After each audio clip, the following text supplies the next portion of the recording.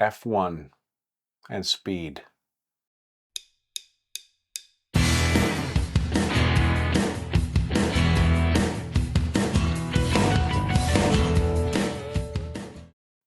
Hi, thank you for tuning into the Tom Bottelsen Show. Yeah, I saw F1 and it's time to go fast. What is it about that makes us crave speed? I remember as a kid, I'm sure you remember taking the training wheels off your bicycle and getting the chance to feel that wind in your face, and you're riding down the street and going as fast. And anytime you see a father and son together, or a mother-daughter team of anyone on anybody's shoulders, what's the kids saying? Faster, go faster, go faster, go. Why do we want to go fast? What is it about that feeling of traveling through time and space? I talked a little bit about it in my review for the bike riders, what it feels like to go fast on a motorcycle. Now take that feeling and add 200 miles an hour to it and strap yourself to a rocket ship. That's what Brad Pitt calls it in the movie. Talk about driving a rocket ship, and that is true. If you've watched Netflix's Formula One Drive to Survive, I've watched almost every episode of the 7 seasons of that show, and it's driving a rocket ship. It's driving a computer. It's very little in between what you and I do driving a car between driving a Formula One race car. It's crazy. And the individuals that are good at it and push the boundaries to it are risking their safety every second of every day. And my God, it is quite the thing to drive those cars. I mean, we're fascinated with speed. From movies and television which feature fast cars, from professional driving to average driving to illegal driving to criminal driving, and the idea of pushing the envelope. I know that is an old phrase, one we don't use, but if the brake shoe fits, dad pun intended. I mean, really. So, the plot. Spoilers. So Brad Pitt plays an aging race car driver who is a true hired gun. He'll race for anybody as long as it's a race he hasn't raced in before.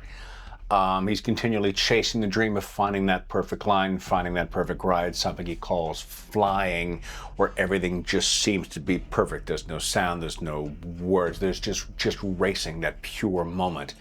Christian Bale talks about it in Ford versus Ferrari, which might be my favorite race movie.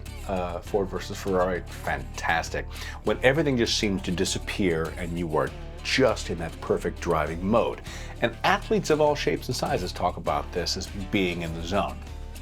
Being in the zone, that everything you do seems to fall into place. You are just moving, you are pure sport. Everything you do is perfect, the perfect flow. Brad Pitt's former colleague and friend is Javier Bardem, who captains a race team in F1 and says, please come save my race team. It's on its last legs. We've got a young driver who's played by Damson Idris, who's got the skills, and he's an egomaniacal maniac, and Brad Pitt's going to go and play the character, like Bull Durham, when Kevin Costner is being brought in to mature Tim Robbins. That kind of things. And the two butt heads, and they don't like each other, then they love each other, then they work together, and I won't tell you what happens, but I'll tell you something.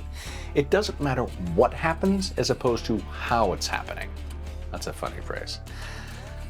Because the movie didn't end like how I thought it would end. I had already guessed how the movie would end, and it ended differently, but I'm okay with it the way that it did end, because it doesn't matter.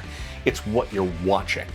It's how it's happening as opposed to what it's happening. So, who cares how it ends? The race scenes are a demonstration of speed and are, from a cinematographer's point of view, immaculate. Really good. I mean, there's layers to the story, and the sound is loud and ferocious, which is what you want in a race movie. You have to feel like you're there. I know there are many people who go to a NASCAR race and say, well, it's all about the sound. And like, yes, you're watching the cars and being there, but it's the sound of it all that really draws you in. And the other thing to that layer, as far as sound goes, is the music. A lot of this movie there's a lot of montages. Woo! There is a lot of montages in F1, but the music is loud and boisterous and fun, and it's everything from hip hop to outlaw country and everywhere in between. but it really brings it along. It's bright, it's vibrant, yeah, all of the movie to its everything. My God, it's good. I'm sure you figured it out already, but I loved this movie. It was really fun. It was really good. I had no expectations of it. I knew it was about race cars. I knew Brad Pitt was in it, and I knew some other stars were in it, and the cast is good. I didn't care at all. I just went in with an open mind and got blown away about how fun this movie is. It's got likable heroes. It's got one villain who's a true villain, and all the other lead characters are believable enough and have a believable arc to watch them do what they do. But the true villain of the movie is the track. It's the track, it's the car, it's the idea of going as fast as you can, even when no one is on the track with you. That's the game, that is the sport right there, and so it does a great job of portraying that, of what speed feels like and looks like. And there's a lot of race movies out there that you watch that don't give you that feeling and fall and fail. I mean, the very first Fast and the Furious.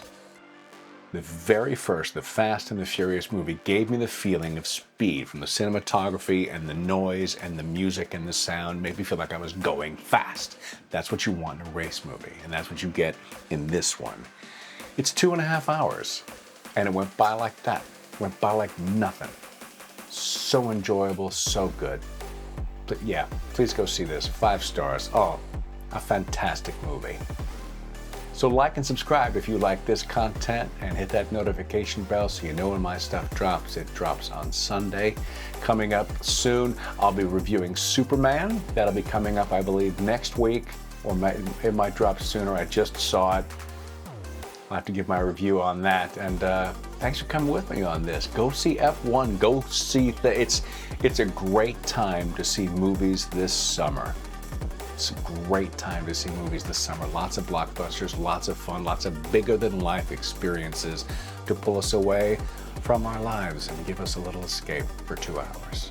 It's a great thing. Till I see you next time, as always, peace, love, live long, and prosper.